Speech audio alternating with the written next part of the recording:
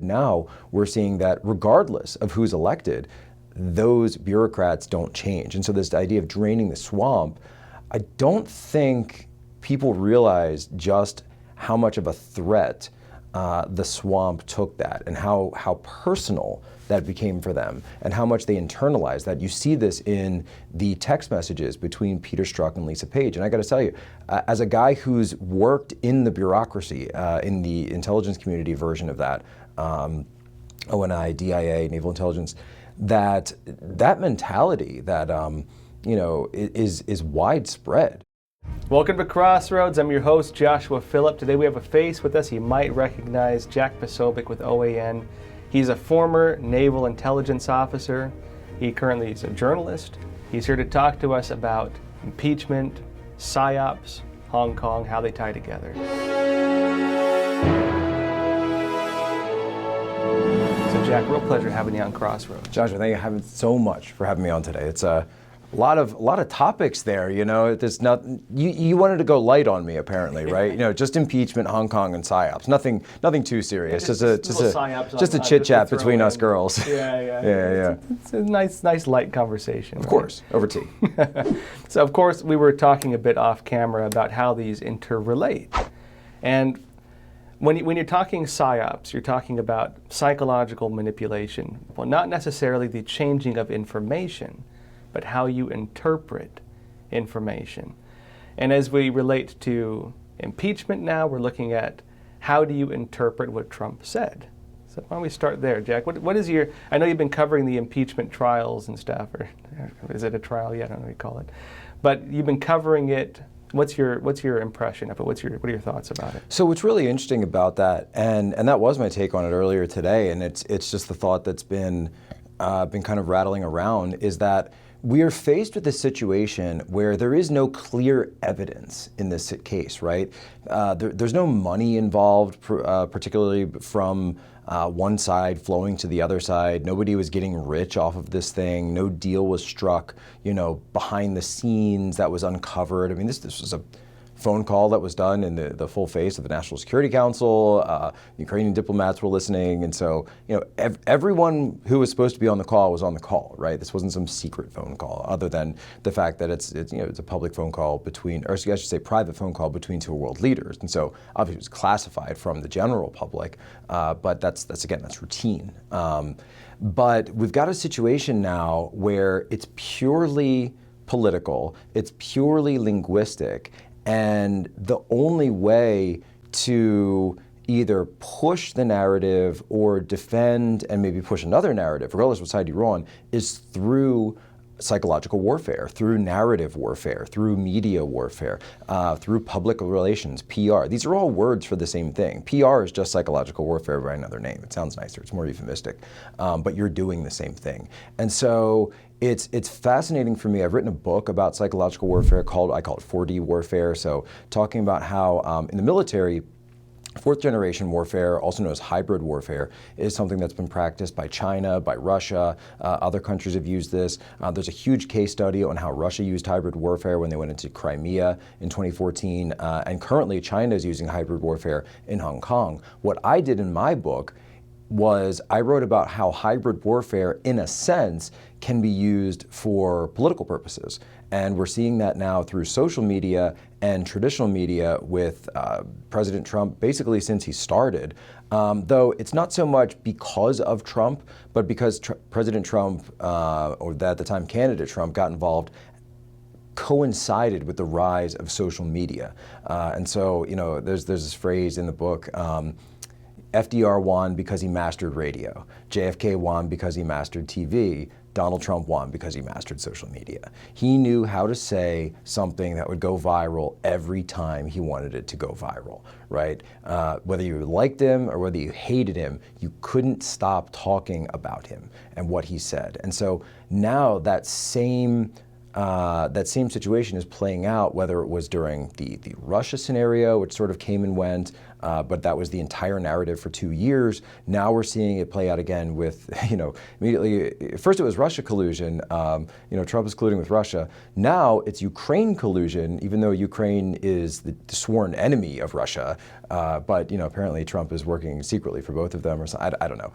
But now, again, it's a situation where this is playing out whether you're a critic or a supporter of the president. This is all playing out through social media. It's all playing out through different sources of information. And you can almost choose your own reality at this point, because you can turn on one of the left-leaning channels and it's, Trump is guilty, Trump did it, Trump is going down, the end's near, the walls are closing in. And again, we've heard that for 3 years from these guys.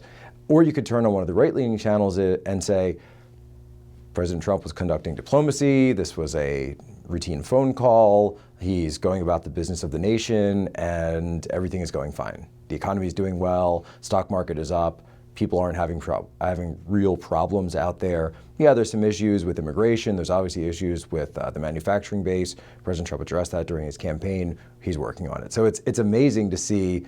Scott Adams has this line, and I have to give him credit for it. It's like two people watching two different movies at the same time. That's an interesting way to describe it. I'd have to say that's pretty accurate, right? It's these ideological silos. People go into the little tribe they want, and they have their own narratives and their own ideas, and they don't listen to anything outside of it. But I think we're in a difficult part now, because there is a lot of disinformation and there is a lot of intentional manipulation, at least as far as I can see it. And I know we were discussing a bit off camera about what we're seeing now with the impeachment. And it seems, well, I guess I should ask you, what is your perception on why this is happening? What are we watching taking place right now? Well, what you're seeing take place now is the fact that the American people are realizing that these lofty ideals of democracy and being able to change your president and the people having a voice and the president making the decisions is all kind of a fairy tale, right? And that there is a regime in Washington, an empire, an oligarchy, a bureaucracy, an administrative state, whatever you want to call it, permanent state, whatever you want to call it, whatever word you want to use for it, deep state, that is unchanging, and it continues on organically through its own. Goes back to Woodrow Wilson. He believed in the growth of the administrative state as a form of sort of social politico-Darwinianism, where the state would exist on its own as a creature that was ever evolving, and that petty politics was merely just for window dressing. This was what Wilson wanted. This is what he laid out by and far in his progressive writings. This is the birth of the progressive movement, was through the growth of the administrative state. And through leaps and bounds, certainly through the Wilson administration, later FDR, and later Bill Clinton, with the explosion of federal government in the 90s, we saw this bureaucracy really take root and take over the organs of power in Washington, D.C., to the point that when you have a president who's elected, like Donald Trump, that doesn't like to believe the experts, doesn't follow along, doesn't go along to get along, doesn't want to be part of that, who is inherently skeptical of academics, skeptical of professors, and I'm sure he'd call them eggheads or something like that. And so you're seeing that clash. You're seeing that clash of power. And in a sense, we're realizing that this group, for better or worse, people refer to it as the blob in Washington, D.C., even prior to Trump's administration.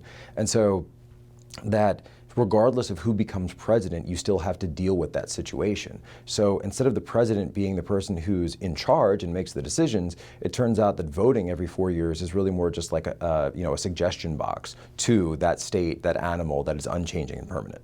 Well, and this was one of the original concerns about the republic system for the United States, because historically, republics often decline first into democracy, mob rule, and then eventually into tyranny.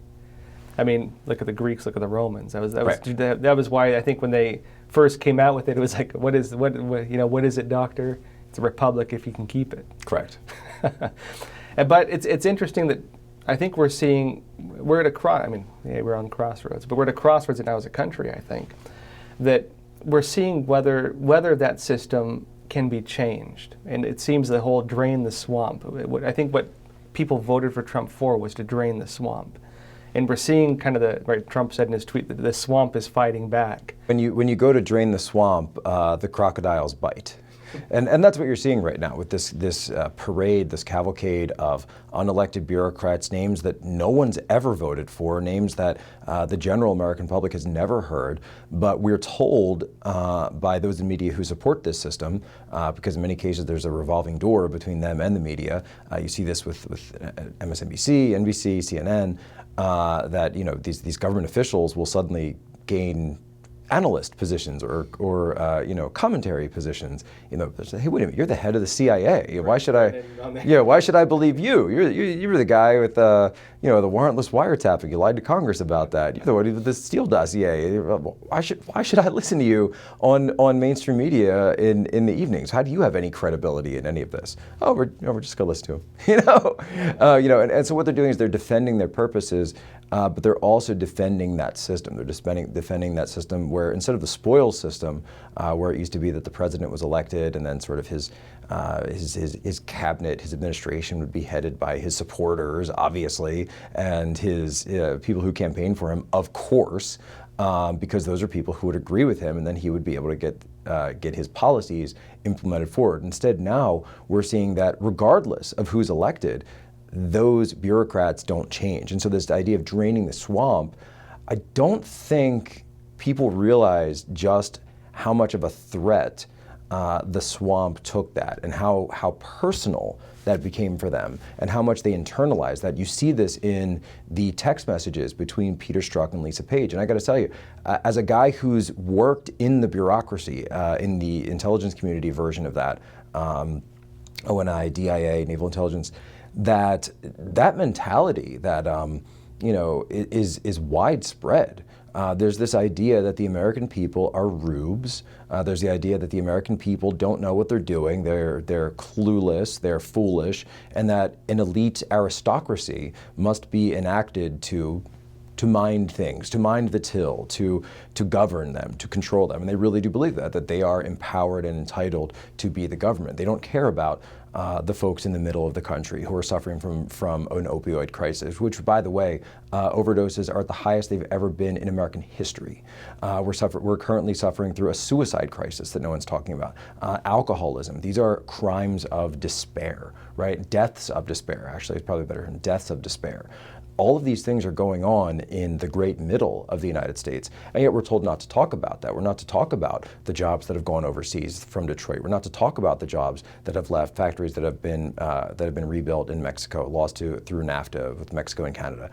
We're not to talk about the idea that immigrants are now coming in from parts of the world that don't share our values, but are replacing, in many cases, these towns, these cities, these places where people grew up. The town where I grew up is now mostly replaced by immigrants outside of Philadelphia and Pennsylvania. And so it's quite accurate to say my hometown doesn't exist anymore because the town I grew up in doesn't exist anymore. It's a completely different place.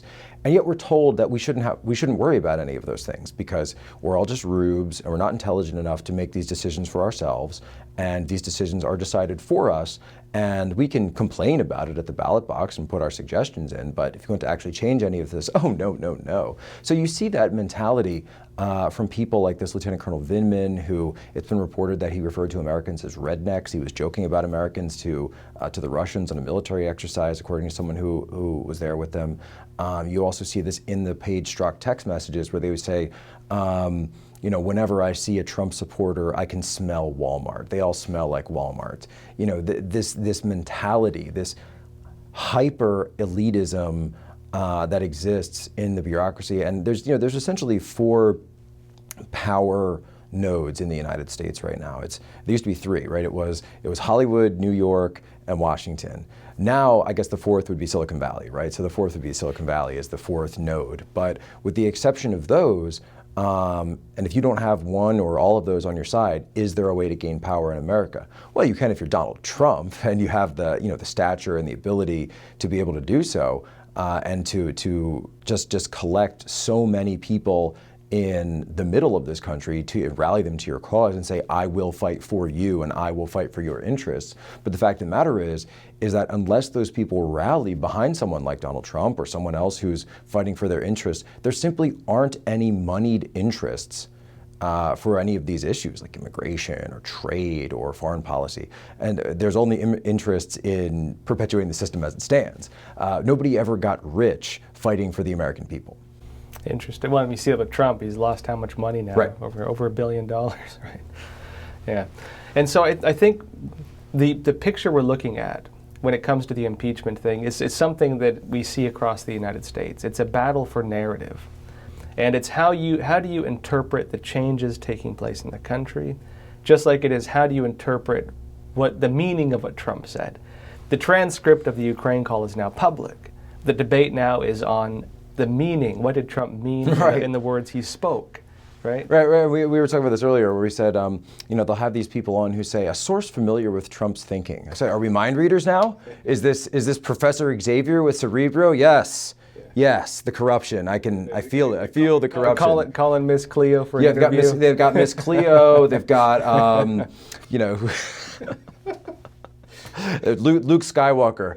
Mr. President, I sense the quid pro quo in you. So no, what do you mean you sense the quid pro quo? It comes down to a simple question.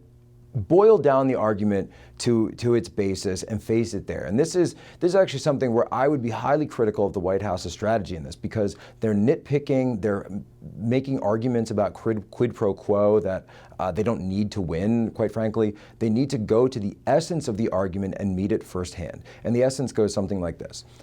Donald Trump, as president, used the power of his presidency for personal gain, right? That's the argument. And of course, Media Matters, of course, is going to take that clip and say that I'm saying that. Yeah, right? of course. They have it now. Right, I'm defining the argument of the opponent of one side. So that's their argument, right? That he used that for personal gain. What was that personal gain? Investigation into Joe Biden, who at the time was the front runner for the presidential field. Okay, that's their essential argument. And this involves some collaboration, collusion, whatever you want to use. Quid pro quo with the Ukrainian president over Hunter Biden and his role with the Ukrainian gas company. Okay, so that's one argument. The president and the White House is trying to say there was no quid pro quo. There was no quid pro quo. And the quid pro quo, they allege, is this holdup of military aid that actually did eventually, in the form of anti-tank Javelin missiles, complete game changer on the ground in Ukraine, by the way, and I say that as a former military officer. Now, Russian tanks, which formerly had been a threat to eastern Ukraine, now they face a significant counterforce with those Javelin missiles being on the ground, in that they do not have the ability to, essentially strike into the heart of Kiev, because they would have to run through those missiles that are specifically designed to stop Russian, T-92 tanks and stuff like that. And so the idea that that aid was only given if they agreed to investigate Joe Biden, right? So that's the allegation. Well, so there's a couple of problems with that, though, and the problem is that was there a significant public interest in the investigations in Ukraine? We've seen stories from Politico and New York Times about Ukrainian election meddling in 2016 with the Democrat Party. Whistleblowers have come forward from the Ukrainian embassy named Andrei Telizhenko. Others are starting to come forward talking about all this. The Ukrainian ambassador backed him up in saying these things. And they just want to brush it off and say, oh, that's nonsense. That's tinfoil. It's right here in Politico. You guys broke the story 2 years ago. The problem is that when Politico broke that story, do you know what else happened that week? What happened? That was the same week the Steele dossier dropped. So which one do you think everyone was paying attention to? The story about Alexandra Chalupa and the Ukrainian embassy, or the story about Russian hookers in a hotel room with Donald Trump? I think we all know. Again, a fantastic example of psychological warfare, right? The entire Steele dossier was psychological warfare. That story, which of course is never been corroborated, but that's not the point. The point is it sticks in your head and you want to talk about it. You can't ignore it, right? That's how you know it's designed as a piece of misinformation, because you're looking at a psychological operation, Psyop, that's designed in order to completely start this narrative. And at the time, it was a collusion with Russia. This, of course, led to a FISA wiretapping, essentially, that went on, even though FISA is more than just electronic surveillance through SIGINT, does authorize human as well. And we saw that in multiple instances throughout the Trump administration. So to get back to impeachment, though, The essential question of it is whether or not this was done for personal gain. And if you can answer the fact that no, Ukraine is corrupt, and that the president was asking for an investigation into corruption, then that's it, right? That's basically it. He's made the case that he wasn't abusing his power for personal purposes. He also says, I want Giuliani and Attorney General Barr to work with you on this. So right there, he's saying that he wants it to go through legal channels, that he's not just saying, you guys go arrest people on your own, right? He's not asking them to be rounded up. The other issue is that the fact that Ukraine hasn't gone after the Bidens, unless something's happened in the time we've been recording this. And number two, that the missiles did eventually go to Ukraine. So again, we're talking about a situation that didn't exist. And so I think the White House needs to lean into that, needs to be very obvious about the fact that quid pro quo is not a crime. You know what a synonym for quid pro quo is? I do not. Politics. It's politics. The entire art of politics is asking for something, receiving something, doing a favor, using your power and influence to increase the interests of your own side and your own country. So the idea that the United States of America would give foreign aid and not ask for anything in return to it is ridiculous. It's utterly ridiculous. We receive something for every bit of foreign aid that we give out. That's what we're told every time the American people ask about why are we spending all these billions of dollars in foreign aid every year. And if we're not receiving specific interest or seeing any of our interest being increased by foreign aid, then why are we doing it? In my opinion, at least, or my analysis, I should say, based on what we're seeing with the impeachment thing, is it's a continuation of what we've been watching for the past 3.5, 4 years, which is a campaign of emotional manipulation to cause people to react emotionally to what they're seeing on the surface. The stimuli is Donald Trump. What is your reaction when you see him? And so the facts don't matter when it comes to emotional agitation, propaganda, disinformation, these things. What matters is the vote. What matters is the emotional memory that you've formed through the agitation. So I don't think they care if their narratives get proven false. Because even if the surface narrative gets proven false, what remains is the emotional memory. And this is classic Edward Bernays propaganda. This is classic Pavlov's dog. Couldn't have said it better. Yeah, you ring the bell, the dog salivates. Right, so when I show you a picture of Donald Trump, how do you react? Right, and we're at a situation now where I actually don't think that there's a meaningful middle anymore on this. And what I mean by that is, I don't think that there are people who exist in meaningful numbers, at least from a voting perspective, that haven't made up their mind on Donald Trump yet. I think for a guy who's been as polarizing as that, for a guy who's been such a lightning rod for controversy, for attacks, for support, I think people have generally either A, made up their mind whether they like him or hate him, or B, just completely checked out. And I think that the voting public, in terms of those, in political consulting, they used to talk about the middle voters and the swing voters. It's all about the swing voters. You got to persuade the swing voters. I don't know if they exist anymore in meaningful numbers to be able to flip a race. We saw this as I was breaking down some local elections in Pennsylvania recently, and Pennsylvania, of course, is going to be probably the state that all of 2020 comes down to. Was one of those thin margin states that usually goes to Democrat, but actually did swing for Trump by several thousand votes in the western part of Pennsylvania, which is really more of a Midwestern part of the state. It's Pittsburgh, right next to Youngstown, Ohio. But what you see is that it's more about motivation, it's more about grassroots, and it's more about, as you say, those emotional embraces and those emotional agitations, whether pro or against, that's driving the vote. And so understanding that, yes, of course, you need to make your points to those people in the middle and to those independents. And I don't mean to say that independents don't matter. So please don't misconstrue me as saying independents don't matter. What I'm saying is I think that people have generally made up their mind on Donald Trump. And so what Trump needs to do is deliver for those people that have supported him, that supported him from 2015, that supported his agenda from the start on immigration, his agenda on cutting these ridiculous foreign deals, of going after China. I mean, there's no one who's talked about China in politics more than Donald Trump, and pointed them out as the central issue facing our country in the long term, as well as immigration, both legal and illegal. And speaking of China now, I think we're talking, speaking of Psyops, right?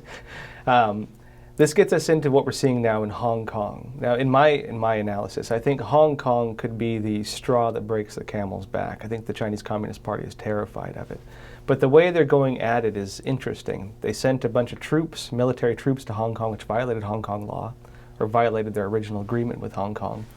But instead of, stamping down people and rolling down the streets in tanks, they dressed in their workout fatigues and they went and picked up trash. So this is the first deployment that we've seen of the Hong Kong PLA garrison in Hong Kong Bay. And what that is, the People's Liberation Army. People, and I'm sure your viewers don't have this issue, but I think people writ large don't understand the special situation that Hong Kong finds itself in vis-a-vis China. Because yes, China does have sovereignty over Hong Kong. However, going back to 1997, the handover between UK, Hong Kong was given a certain level of autonomy in their own affairs. And essentially that meant that China would maintain sovereignty, but Hong Kong would maintain capitalism. They would not subsist under that communist system, which of course to a lot of people, and a lot of people who understand communism know that the one thing communism is very, very good at is infecting capitalist democracies and turning them communist, right? It's not necessarily the other way around. The other way takes a lot of work.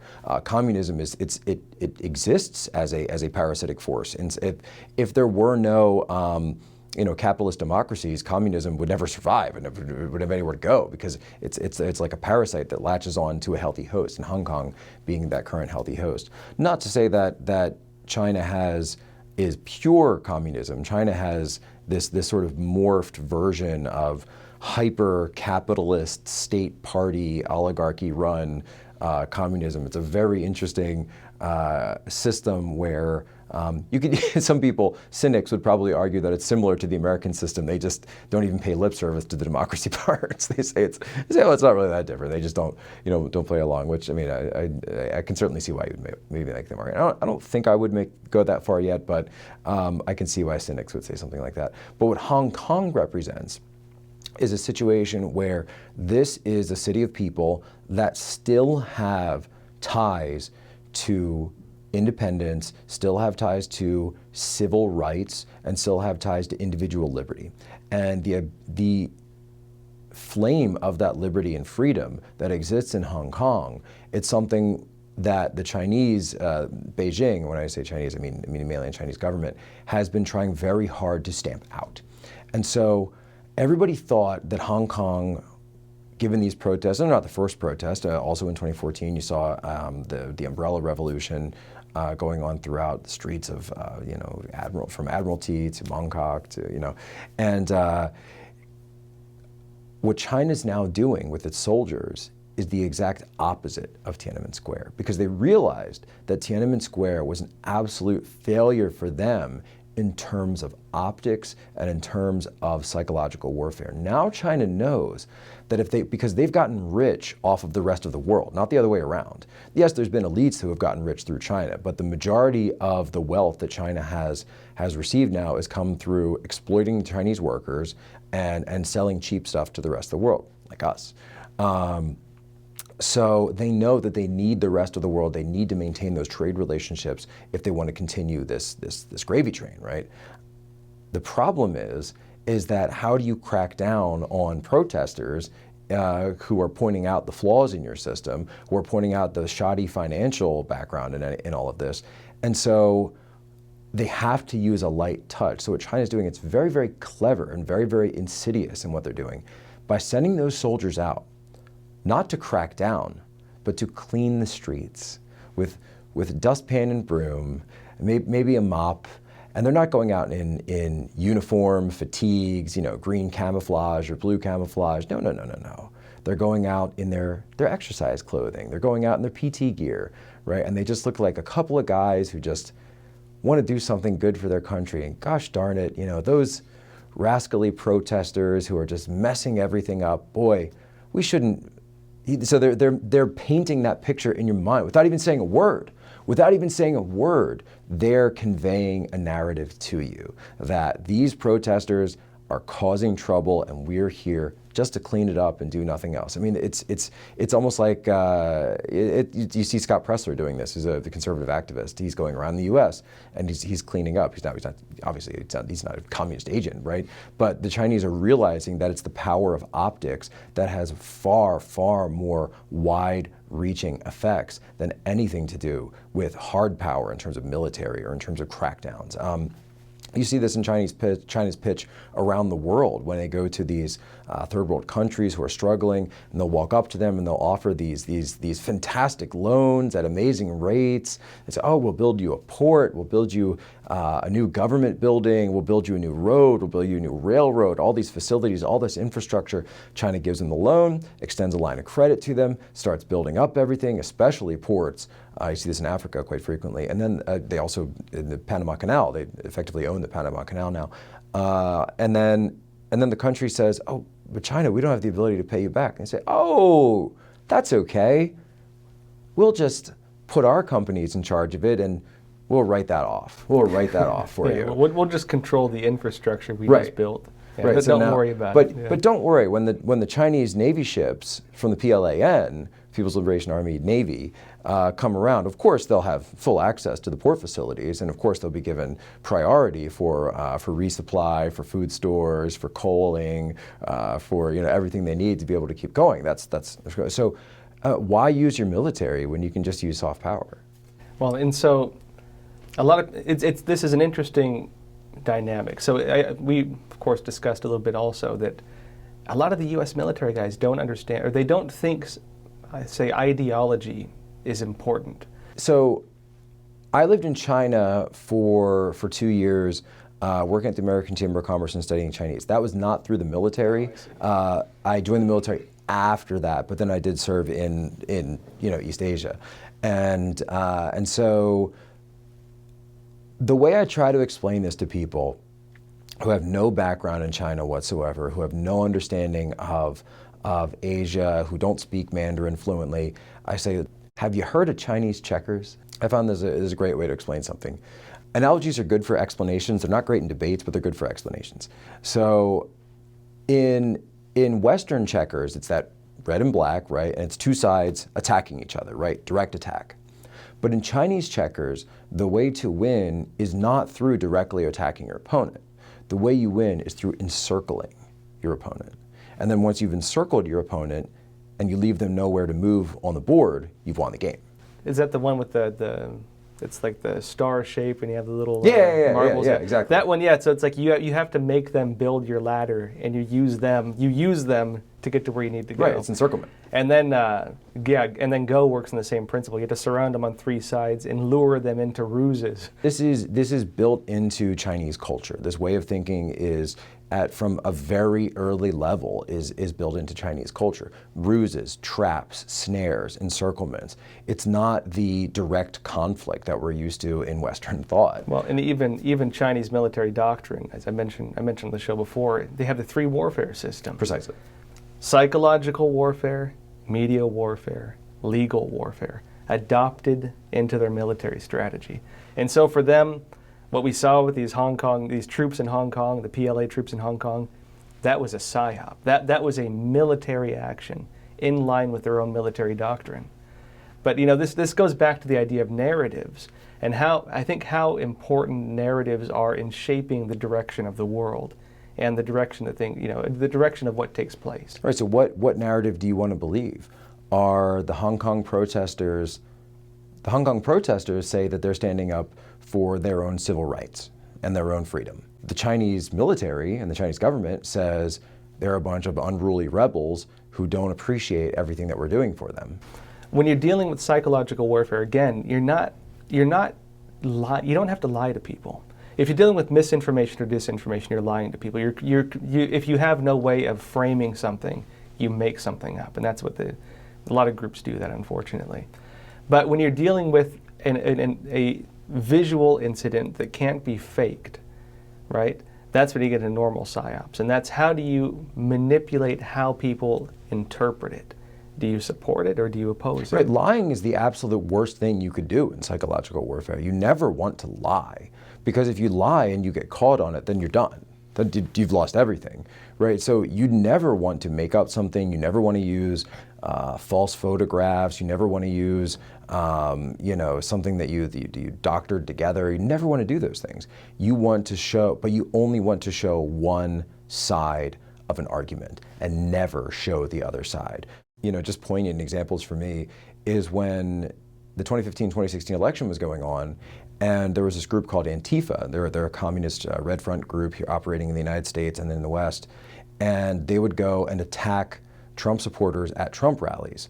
So you have this left-wing group, a violent left-wing radical group, a revolutionary group that's attacking Trump supporters at Trump rallies. But the media would then respond, violence breaks out at Trump rallies. Yeah. Or wait, it's Trump supporters involved in violence.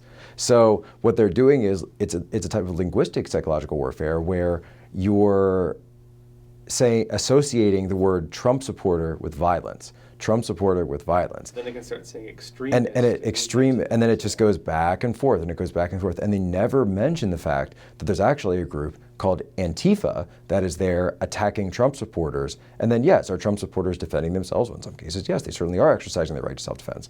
But they'll respond, Trump supporter punches protester, right? They'll never point this out. And you see this time and time again where the media refuses to point out the fact that Antifa, which is a communist revolutionary group, goes to these events for the specific purpose of engaging in violence. I mean, that's the reason for the black hoods, that's the reason for the black blocs, these groups that they sort of swarm in with these herd flock tactics. And the media will then excise that part from the narrative and only report on the response to the violence. It's actually fascinating. So in my own situation, the only time that I've been personally attacked by Antifa, knowing that was the system, I counter-programmed that. So when I was attacked by Antifa on Georgetown campus, I didn't fight back. I just filmed it. And people criticize me and say, Jack, why'd you take a punch like that? And I said, because I filmed it. And so I knew that there would be no way for them to say Jack Posobiec punches protester, because I took a hit, right? I took that video and I brought it to the police, and then I brought it to attorneys, and I put that guy behind bars because I understood how the psychological warfare worked, and because I understood the legal aspects of what I was doing.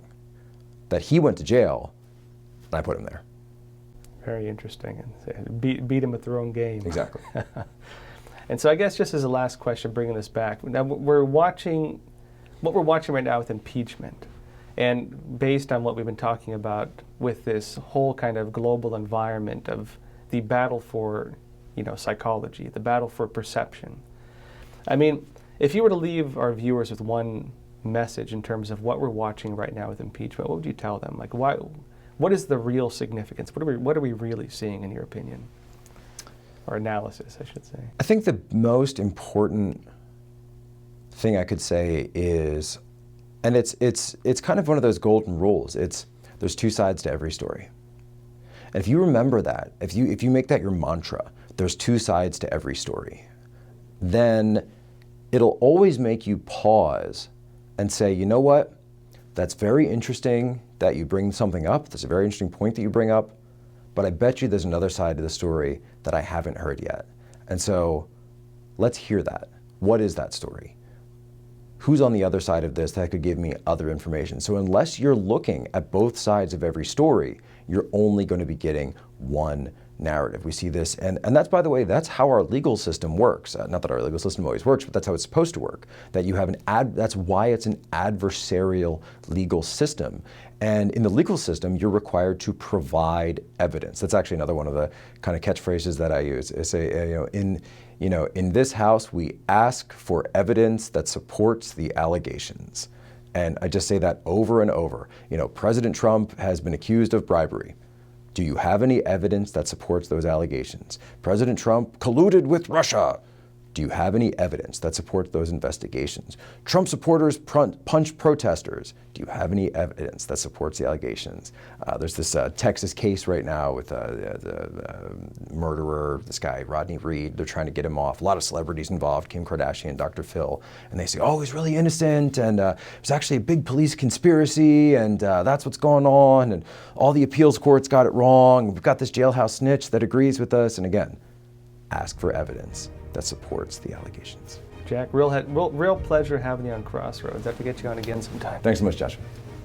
And everyone, please remember to like and subscribe. See you next time.